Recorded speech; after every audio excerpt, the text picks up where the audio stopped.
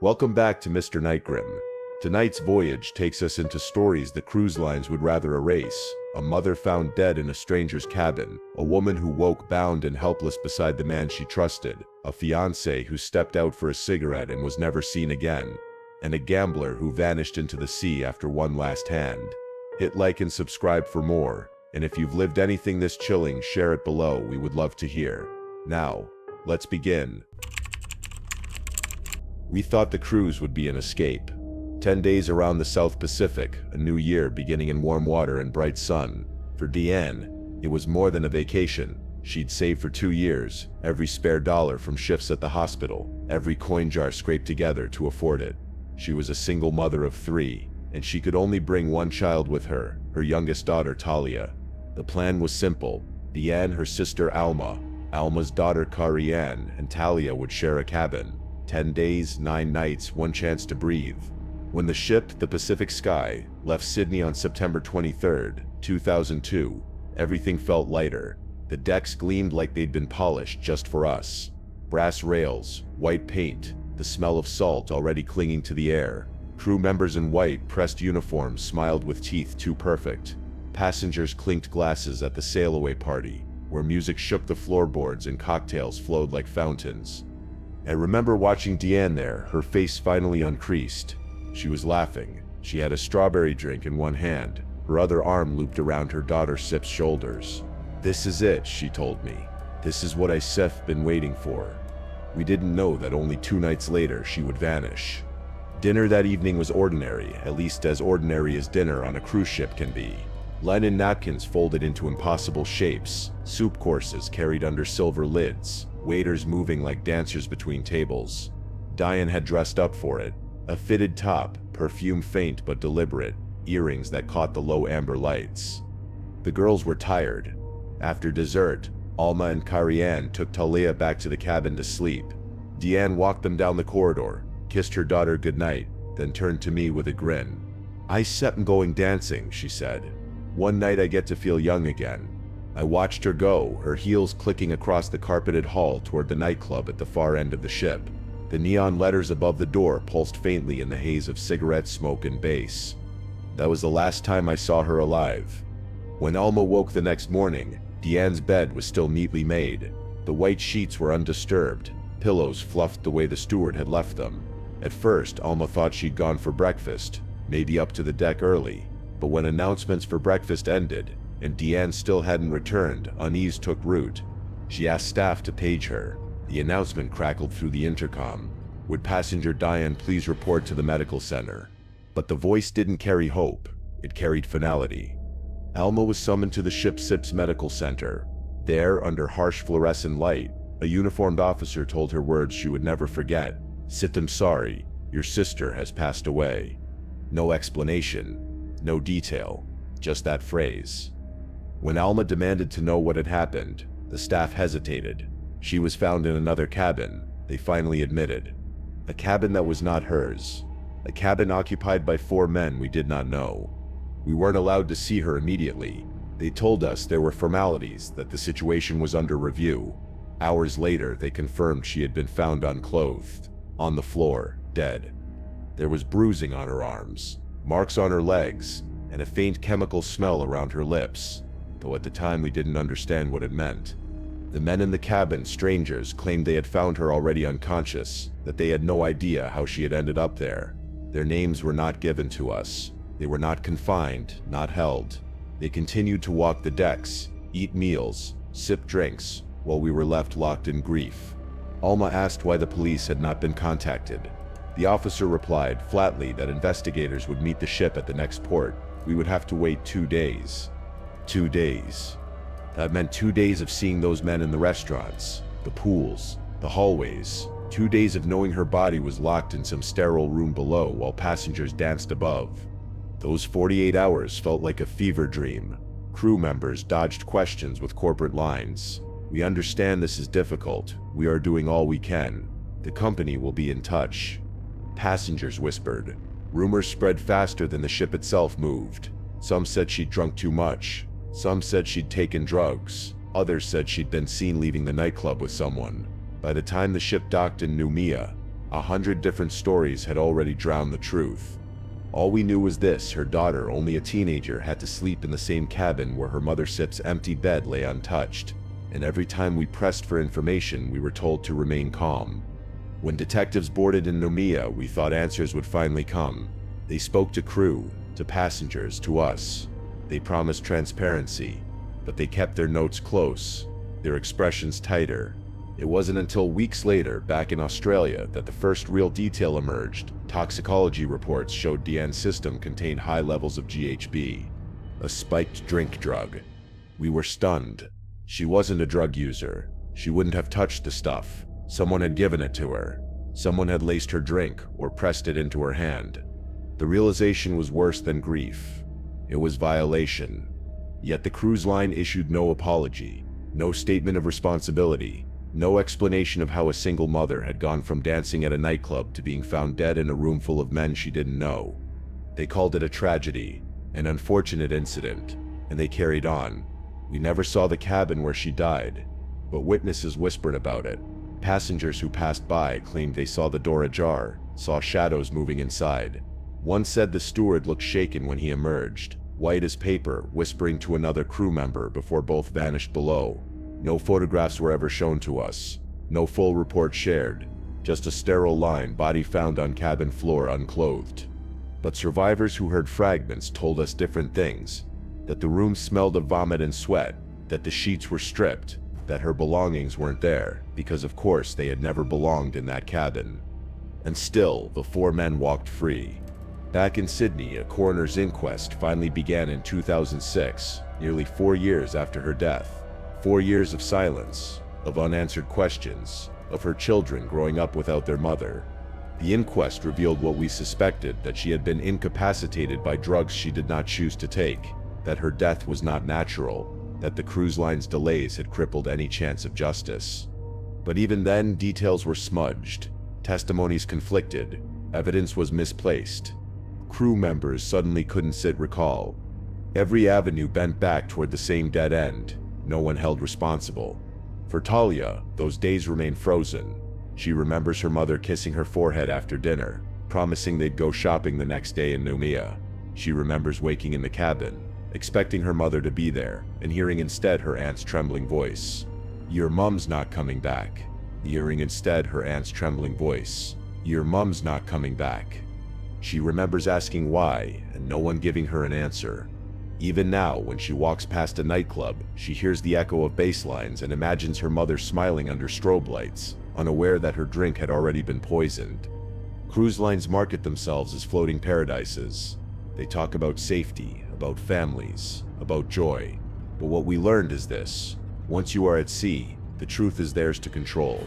They can hold bodies below deck, silence families with vague phrases, delay investigations until the ocean itself has washed away evidence. Diane's death was never solved. It sits in files marked open, in transcripts stamped with dates long past, in whispered rumors among crew who have since moved to other ships. All that remains for us are fragments: the smell of her perfume on the dress she never wore again, the sound of her laughter under colored lights, and the image we were forced to imagine but never allowed to see: her lying on a stranger's cabin floor, robbed of choice, of dignity, of answers. The Pacific sky has since been repainted, renamed, redeployed. Thousands more passengers have walked its decks, swum in its pools, sipped its cocktails. But whenever I see a cruise ship on the horizon, I think of one cabin door on one night in 2002, a door that opened to reveal a truth no one will ever admit, and a silence that has lasted for decades. Because sometimes the sea doesn't take people. Sometimes it only hides what others have already done. We boarded in Miami in March, 5 days to the Bahamas, on a Carnival ship with a name painted so large it reflected on the water. I was 36. I had been on cruises before, flown alone overseas, managed layovers and taxis in unfamiliar cities. I wasn't naive. I was with the man I was dating, which already felt like the wrong word on my tongue. Boyfriend sounded high school. Partner sounded like I trusted him. He liked to be in control of small things: what time we ate, which side of the hallway I walked on, how long I stood at a window before he cleared his throat and I moved. They were the sorts of details you can explain away to anyone who hasn't lived inside them. He was jealous in a tired way. Jealous men are jokes that weren't jokes, fingers that held just a second longer than comfort. By day 4, the ship had turned into routine: sunblock at breakfast, 2 laps on the track, a book I pretended to read. That morning we took a carnival-sponsored excursion in Cozumel. The water there is the impossible color you see on postcards, the kind that makes your hands look alien when you dip them in. We snorkeled with a group, 10 of us in masks and fins, led by a guide whose English was mostly numbers and pointing. Back ashore, we walked into town, still damp, salt drying in stiff lines on our calves. The streets smelled like limes and exhaust. We ducked into a bar because it was there, and because it was shaded, and because I wanted a cold drink to wash the taste of the ocean from my throat. The sign above the door had a fish painted on it, and the paint was chipped in a way that made me like it. A couple from the excursion waved us over. They weren't set strangers anymore, not with the way we had all laughed at each other, breathing like Darth Vader through snorkels. The woman patted the empty seats. "Join us." I looked at him. He looked at their hands on the table, at my face, at the bartender. The bartender was middle-aged, thin in a way that looked permanent. The lights were dim even though it was afternoon. Ceiling fans pushed the heat around. It wasn't the sort of bar you remember by name. It was the kind you remember by the way the floor stuck to your sandals when you shifted your weight. "Maybe just us," he said, placing his palm on the small of my back to steer me toward a corner table. His voice wore a smile that didn't reach his eyes. Jealousy is a smell when you know it well enough. Sour and static, like an outlet that sparks when you plug something in. I ordered 1 drink. I'm not coy about alcohol. I know what I can handle. The first swallow was icy and sweet. The second tasted metallic, a faint coin under lime. I told myself it was the straw. The last thing I clearly remember from Cozumel is a napkin with a brand logo I didn't recognize, and the way the ceiling fans made the string of flags above the bar flutter like fishtails. The couple from the excursion laughed at something I didn't catch. When I tried to focus on the woman's mouth, my vision tunneled, a camera lens twisting the wrong way. I remember thinking, "You don't get drunk this fast." The thought felt far away, like hearing your name called through water. He was sitting across from me, watching. I know that because his face is the last still frame my brain saved before it started skipping. He looked satisfied. That's not me turning him into a monster. That's memory as a photograph. His mouth held a crease that was not a smile. Then the flicker started. I have pieces. A taxi seat hot through thin cotton. A corridor with 2 blue carpet and 2 bright lights. The ship's atrium, a cascade of glass and piano notes. A woman's voice saying she's fine, just had too much, in the sing-song tone worn by customer service. I remember the sensation of movement without moving, like escalators under my feet even when I lay still. Someone said wheelchair, and the word made no sense until I realized it meant me. I don't remember getting back to the cabin. I remember waking in it. The floor was cold linoleum, under my cheek, textured so tight it felt like sandpaper when I drew breath, and it rasped my skin. The cabin lights were off. The room had that end-of-day gloom like fish tank water that needs changing. The curtains were closed, but a thin gray seam of brightness cut along their edges. The air smelled like sour fruit and cleaning chemicals, and something my body recognized before my mind did. Vomit. It was in my hair, sticky and cooling, and on my forearm, where I must have turned into it. When I tried to move, my shoulders didn't answer. Panic didn't come in a wave. It came in a careful sequence, like someone lighting fuses. Neck, shoulders, wrists, ankles. My wrists were behind my back, drawn up high enough to tug the muscles along my shoulder blades into a burn. My ankles were bound together, and then to my wrists was something rough that bit when I flexed. Not tape, not cloth. Rope, the cheap braided kind that leaves splinters of plastic in your skin. I kicked and felt nothing give. The bindings had a logic to them. Whoever tied them knew what they were doing. My mouth tasted like pennies and bile. The room tilted, came back. I swallowed, and it made a sound too loud in my head. I tried to say hello, and only air came. My throat hurt like I'd swallowed sand.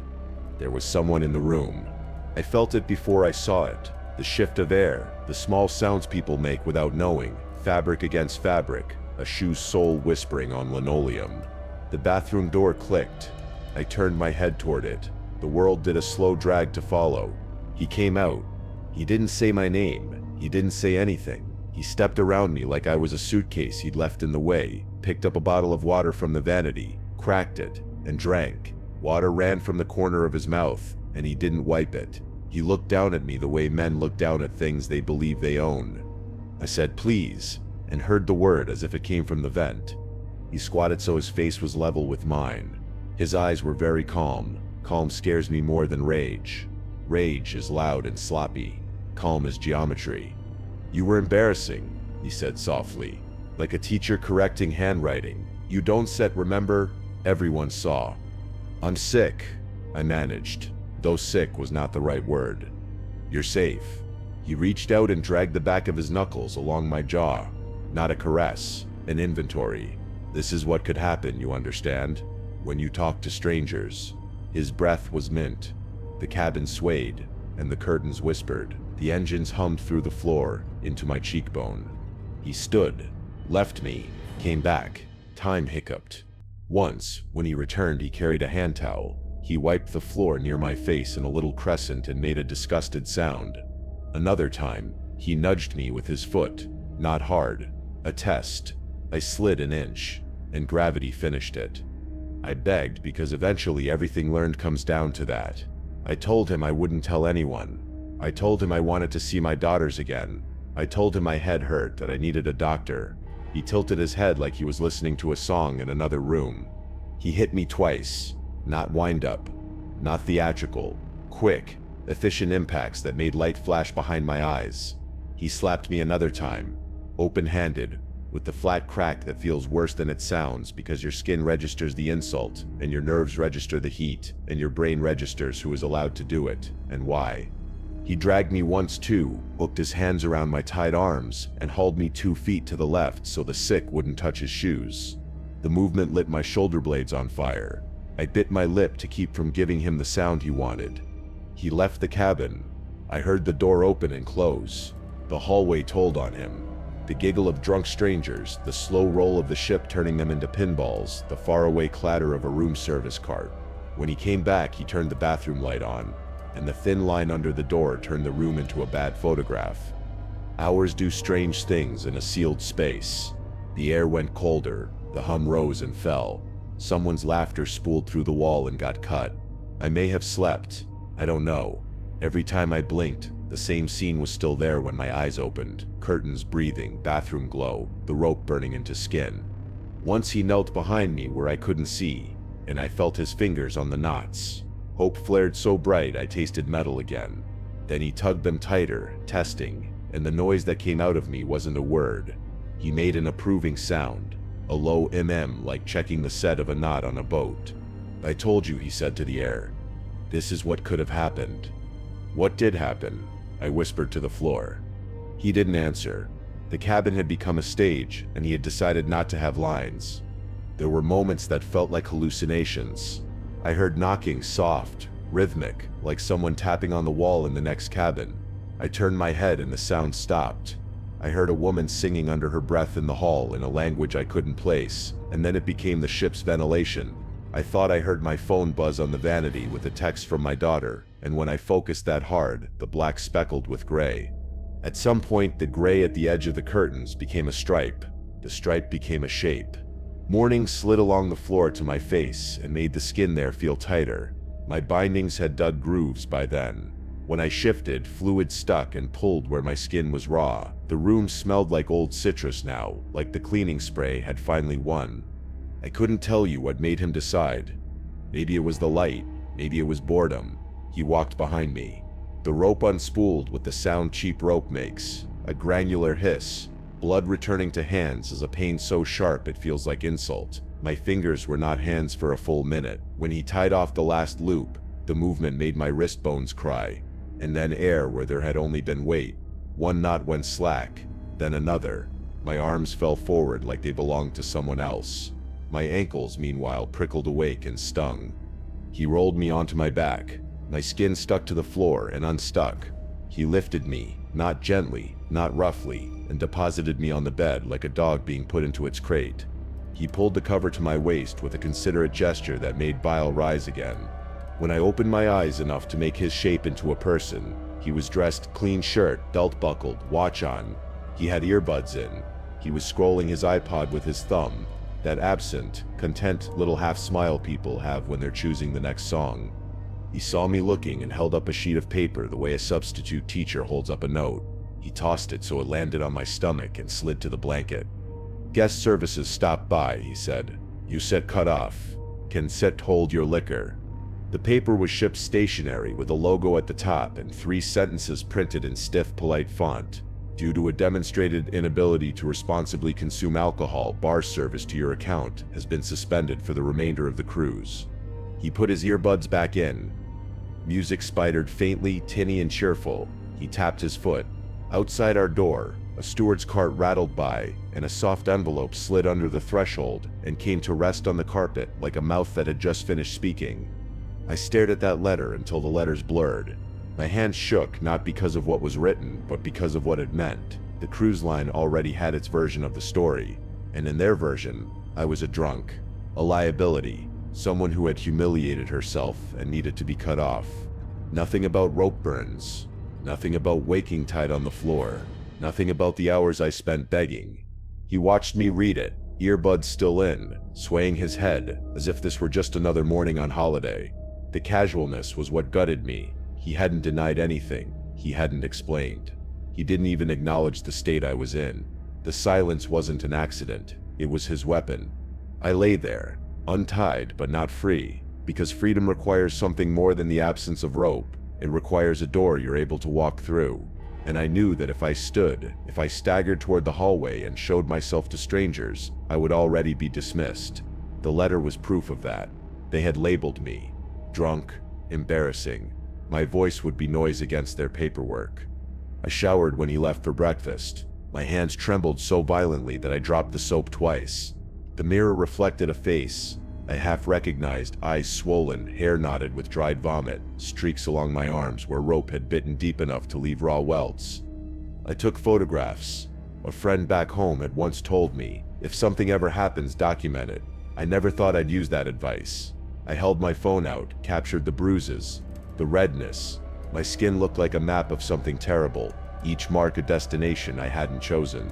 When I came out of the bathroom, the letter was still on the bed. I folded it once, twice, and slid it into my book. It felt like evidence even if it wasn't. At lunch I didn't speak. He chatted with a couple at the next table, told them about snorkeling, about duty-free shops, about how my girlfriend can't handle her drinks. They laughed in the indulgent way strangers laugh at vacation mishaps. I forced a smile and said nothing, because what could I say? Actually, I was bound and gagged on our cabin floor while he watched. Their faces would have frozen, but not in belief, in judgment. The ship is its own world. It floats on water, but it also floats above consequence. Once you're out there, you are subject to their language, their forms, their incident reports that are written before you've even spoken. I wanted to ask the staff for help, but when? The steward passed with his cart, smile automatic, eyes polite. Could I stop him and say, "Excuse me, I think I was drugged in port and tied up in my own vomit by the man sitting across from me at lunch"? He would have called a supervisor. The supervisor would have asked for proof. The proof was me, and the letter already said otherwise. I overheard them too. The bartenders at one of the poolside counters, voices low. "She had to be wheeled on last night," one said. "Couldn't even stand. Some people shouldn't be allowed off the ship."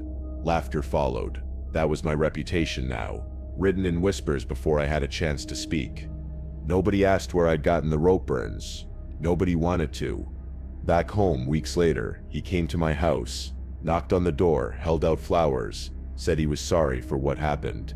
He never said the words, never said I tied you up, never said I hurt you. He just circled it with vague language, apologies that left space for doubt. He returned again, sometimes weeping, sometimes quiet. I didn't let him in. I thought of the rope every time his knuckles rapped the door. It became stalking. His face at my window, his car idling outside, my daughters asking why I looked afraid when the doorbell rang. My counselor pushed me to go to the police. "It will help you reclaim this," she said. So I did. I showed them the photos of the rope burns, the bruises. I explained the drink in Cozumel, the blackout, the waking on the floor. They listened, professional but weary. then referred me to the FBI because it had happened in international waters. The FBI agent was polite, took notes, nodded, but weeks later he called lack of evidence. Case closed. Those words are colder than a cell. They don't just mean nobody will be held responsible, they mean you're expected to carry it alone. What haunts me most isn't even what he did, it's how the ship reacted, or didn't. Nobody investigated the bar where I drank. Nobody asked if a drug had been slipped into my glass. Nobody pulled security footage of me being wheeled on board. They had their narrative ready. A woman drank too much. She embarrassed herself. Problem solved. But my body tells a different story. Rope burns don't stet come from too many cocktails. Bruises across your jaw don't stet come from tequila shots. Waking naked, bound, covered in vomit doesn't stet come from one drink too many. Sometimes I wonder if anyone on that ship suspected if a steward heard something through the thin walls. If the neighbors noticed the smell. If anyone chose silence because silence is easier than paperwork. We boarded the Ocean Pride on a cool May evening, the kind where the air tastes faintly of salt and diesel fuel, and the sea looks more like slate than water. Daniel carried our bags onto the ferry while I leaned against the rail watching the last lights of Calais glimmer along the shoreline. He was 30 years old, just celebrated his birthday in France, and he joked the whole time about how this short crossing was the easy part, compared to the 14 hours he had driven to get us here. It was supposed to be simple, a night crossing, 6 hours on the water, and then Dover by morning. A ferry isn't like a cruise ship. You don't book it for glamour, just passage. You expect fluorescent hallways, duty-free shops smelling of perfume and whiskey, a casino no one really wins in, and cold benches where people curl up to nap. We weren't expecting anything more. By midnight, we had settled in our small cabin. The sheets carried that faint dampness every ship bed seems to hold, no matter how clean. I was exhausted, but Daniel was restless, buzzing with leftover caffeine and the need to smoke. Around 2 in the morning, he kissed my forehead and said, "I'll be right back. Just one cigarette, then I'll call you." That was the last time I saw him. I woke at first to the sound of the door still closed, the absence of his voice. I checked my phone, 2:30, then 3 o'clock. By 3:15, I was irritated more than worried. I slipped on shoes and went to find him. The corridors were unnervingly quiet. The overhead lights hummed, and my footsteps echoed against the steel floors. I checked the lounge first, then the cafeteria, the casino. A handful of drunk tourists slouched over slot machines, the smell of stale beer thick in the air. No Daniel. The restrooms were empty, the car deck locked. When I asked at the information desk, the crew member barely looked up from her screen. "Cabin number?" she asked. When I told her, she pressed a button and paged him. His name rang out over the loudspeaker, hollow and foreign, swallowed by the mechanical thrum of the engines. No answer. I circled the decks again. The night was black, the kind of black that feels alive. Wind whipped my hair into my mouth, and the railing felt slick with salt spray. That's when the first shiver of dread slipped into me. Daniel should have been here. Even if he'd lost track of time, he would have answered the page. By 4 a.m., my chest was tight, my hands shaking. I went back to the cabin and sat by the porthole, staring at the waves, trying to convince myself I'd hear his key in the lock at any moment. He never came back. By morning, I was frantic. Crew searched perfunctorily, cafeteria, lounge, duty-free. Nothing. I asked about CCTV. They shook their heads. Only in the shops and casino. Not the decks. Not the corridors where people actually disappeared. One officer finally said, "Maybe he went overboard." His tone was casual, as if discussing weather. My knees nearly gave out. "No," I said, shaking. "No one saw him fall. No splash. No alarm." He shrugged. "It happens. It happens." As if men in their 30s just evaporated from ships and it wasn't their job to care. By the time we docked in Dover, the authorities already had their narrative. Daniel had probably jumped. Exhaustion, maybe depression, maybe the sea itself had lured him. But I knew him. He wasn't hopeless. He wasn't careless. He promised to call me when he finished his cigarette. That was the last thing he said. In the weeks that followed, fragments began to surface. A couple came forward, hesitant, saying they had seen Daniel on deck near one of the doors. What unsettled them wasn't him. It was the shadow behind him. A man maybe, they said, or something tall. It was too dark to make out. Another passenger reported hearing a heavy metallic thud against the railings after midnight, like someone or something collided with the steel. Then silence. The ferry company's response? We are mystified, as if mystery absolved them of responsibility. When Daniel's family asked for the ship's official log, they noticed sections were missing, the usual notations about engine noise, navigation, routine checks, gone erased. Months passed, no news reports, no coverage. It was as if Daniel never boarded the Ocean Pride at all. His name vanished from records, his disappearance unacknowledged. We launched a campaign, demanded cameras on decks, begged for answers. The company stonewalled. Sometimes I wondered if I'd gone insane. Maybe he had chosen to disappear, staged it somehow. But then I'd remember his smile, the way he said he'd be right back. People don't stage vanishing acts in the middle of a cigarette break. And then there was the night after. Hours after he was gone, I sat by the cabin window. The sea was endless, black, flecked with white caps that looked like reaching hands. The wind rattled the pane, and just as I leaned closer, I heard it. A scream.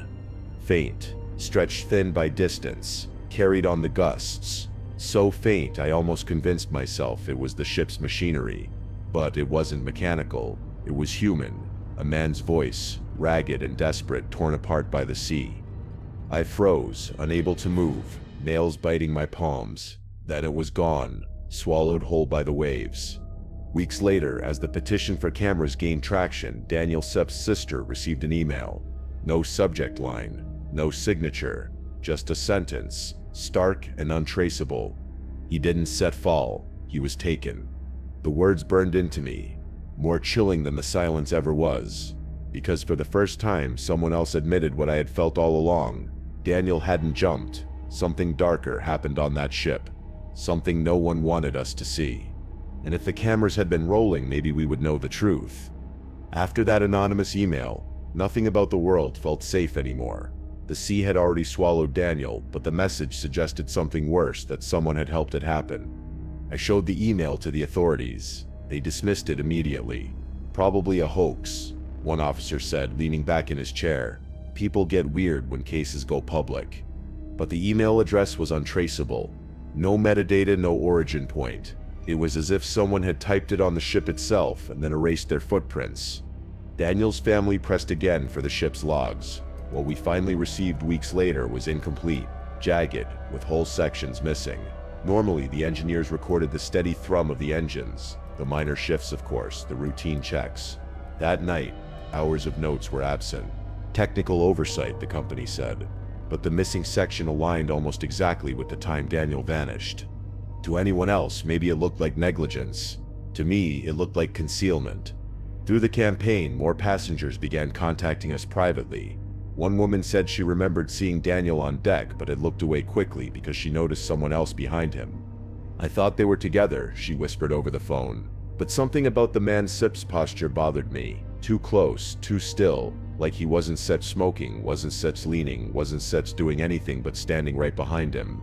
Another passenger described a different memory, hearing a noise in the night, like bare feet slapping wet steel just outside her cabin door. When she opened it, the hallway was empty, but there were droplets on the floor, leading toward the stairs that opened onto the deck. None of this made it into official reports. The ferry company maintained there had been no unusual activity that night. Months into our search, we uncovered something the company never volunteered. The Ocean Pride had a history, not of safety, but of silence. A year earlier, another passenger had vanished on a similar crossing. It barely made the news. Another probable suicide filed away with no investigation. And yet, when another ferry line, DFDS, was asked about their safety measures, they admitted cameras on their decks had once saved a life. A man fell overboard, but because it was caught on video, crew reacted fast enough to pull him back. The Ocean Pride had no such cameras, not on the decks, only in the shops to guard against shoplifters. The irony was vicious. Whiskey bottles and perfume were protected. Human lives weren't. By the time our petition passed 90,000 signatures, the story had begun to feel less like our own tragedy and more like something being buried alive. Journalists stopped returning calls. Online mentions disappeared. At one point I searched Daniel's name and found nothing newer than a small local article from the week he went missing. Friends joked darkly about scrubbed records, but I didn't laugh, because in my gut I felt it. Someone wanted this story to vanish as thoroughly as Daniel had. Then came the second email. Weeks after the first, same untraceable address. This one was longer, colder. You wanted to find him, not in the water, not in the logs. He didn't set fall, and he didn't set jump. Some things aren't set accidents. Stop digging. I read it over and over until the words blurred. My skin crawled with the certainty that whoever wrote it had been there that night. Eventually, I returned to the Ocean Pride. I booked a ticket under a false name, alone. I wanted to stand where he had stood, breathe the same salt-stung air, and maybe, just maybe, understand what had happened. The Caribbean Star was supposed to be a celebration, not a graveyard. It was July 2004, and Michael had just turned 36. He was vibrant, loud, and so alive that even the thought of losing him felt absurd. He booked the cruise as a birthday gift to himself, and invited me along. A week of sun, drinks, and no responsibilities. I still remember him standing on the dock before we boarded, his arms slung around my shoulders, telling me we're going to make memories on this ship that'll outlive us both. I didn't realize how literal those words would become. On our final evening, everything felt normal. We had dinner with friends we'd made during the voyage, steak and wine in the main dining room, followed by too many cocktails in one of the lounges. Michael was glowing, grinning wide with that reckless kind of joy only he could summon. We danced, sweaty and laughing, to a live band until after midnight. By the time I said I was heading back to the cabin, I was ready to collapse. Michael wasn't set. His eyes flicked toward the casino, bright with that gambler-set gleam. He kissed me quickly, still damp with sweat, and said, "Just a few more hands. I'll be back before you know it." I left him there under the neon lights and the clink of slot machines. That was the last time I saw him. When I woke at 6:30 a.m., the other side of the bed was still perfectly tucked.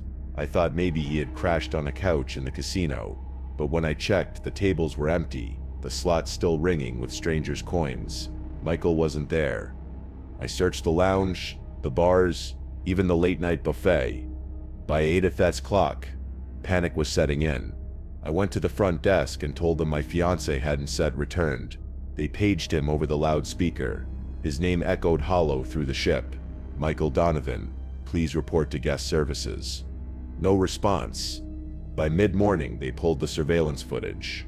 The camera showed Michael leaving the casino at 2:17 a.m. He walked out alone, his stride heavy but steady enough. That was it, no footage of him after. Crew interviews added only one more fragment. A bartender said he saw Michael staggering along the promenade deck at 3:30. He looked drunk, the man said. Didn't think much of it. He didn't escort him to his cabin, didn't ask if he was all right. He just watched him drift into the shadows of the ship. That was the last sighting. The search began, but it felt half-hearted, like the crew was going through motions they'd rehearsed before. By noon, the whispering started. Other passengers said they'd heard something strange in the night, a clatter against metal railings, like a body striking steel. One woman swore she woke to the sound, listened for a splash, but only heard silence after. Someone else muttered about the footage, that when the casino video was replayed, there were skips, jagged cuts that made minutes vanish. Crew insisted it was just tape degradation, but the passengers weren't convinced. Neither was I. The Coast Guard was contacted. By late afternoon, helicopters circled the waters southeast of Florida. Boats combed the waves for a body, a hand, anything. 36 hours. That's how long they searched. 36 hours of empty water and empty skies. By the second night, they called it off, declared him presumed lost at sea. Just like that, Michael was gone. I can still hear the flat tone of the call to his family. The search has ended. He is presumed dead. His sister Shannon screamed.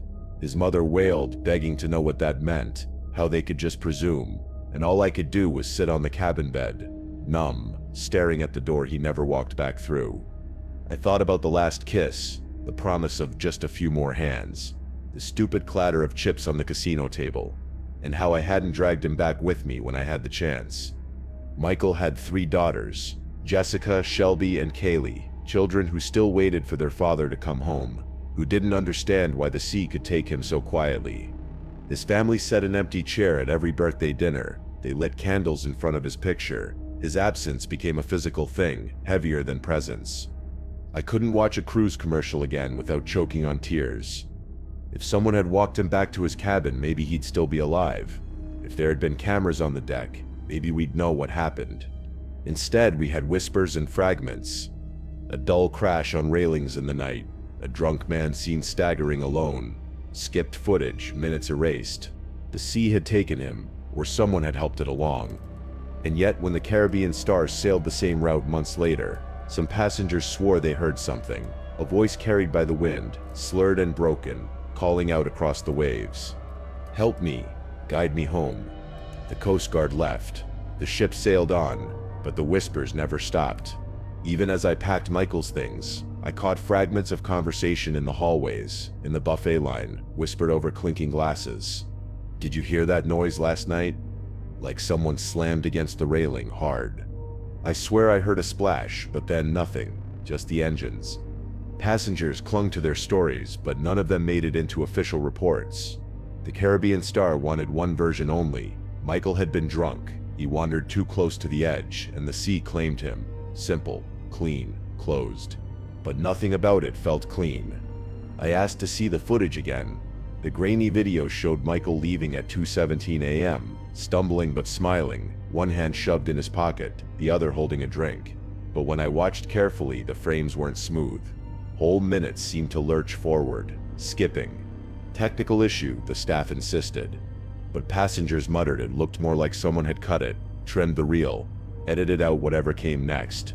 And if the deck had cameras, if they cared as much about people as they did about the whiskey in the duty-free shop, we might have known for sure.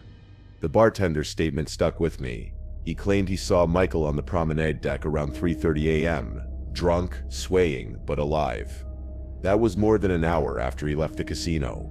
Where had he been? Why didn't anyone else see him in that time? When I pressed the staff for more detail, they grew evasive. One shrugged, another looked away, muttering, "He wasn't set my responsibility." But how does a man simply vanish off a ship packed with thousands of people? In the days that followed, people approached me quietly. One woman told me she'd been out on her balcony around 3 a.m. She heard a crash of metal, then a long pause, and then the strangest thing, a sound like ragged breathing carried on the wind. She thought it was just the sea until she learned Michael was missing. Another man, older, told me something different. He said he saw two shadows on the deck that night. "Not just your fiancé," he whispered. Someone else was with him. Tall, close, too close. And then nothing.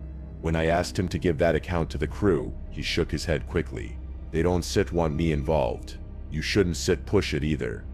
By the time we disembarked, the company had its narrative polished. Michael was gone, presumed dead. The sea was dangerous, and he was drunk. No mention of missing footage. No mention of shadows. No mention of the passengers who claimed to hear him calling. They asked me to sign paperwork. Condolences were muttered, and then they moved on to the next voyage, the next paying crowd. The Caribbean Star kept sailing the same route, and that's when more rumors began to spread. New passengers reported strange things on the same stretch of water where the Coast Guard had searched. A voice, slurred but insistent, echoing out over the waves. Some swore they heard a man shouting, "Help me," carried faintly through the night. One couple claimed they saw something worse. They were leaning on the railing at dawn when they heard a man's laugh behind them. They turned, no one was there. When they looked back out at the water, they swore they saw a hand break the surface, pale and reaching, before the waves closed again. Was Michael drunk? Yes. Could he have slipped? Maybe. But what about the missing footage? The skipped minutes? The bartender's account more than an hour later? The witnesses who swore someone was with him? The company dismissed it all as noise. But for me, the noise is all that's left. I've stopped cruising. I can't even look at an ad on television without tears burning my eyes. But I read every story, every disappearance, every presumed lost at sea. They keep happening, again and again.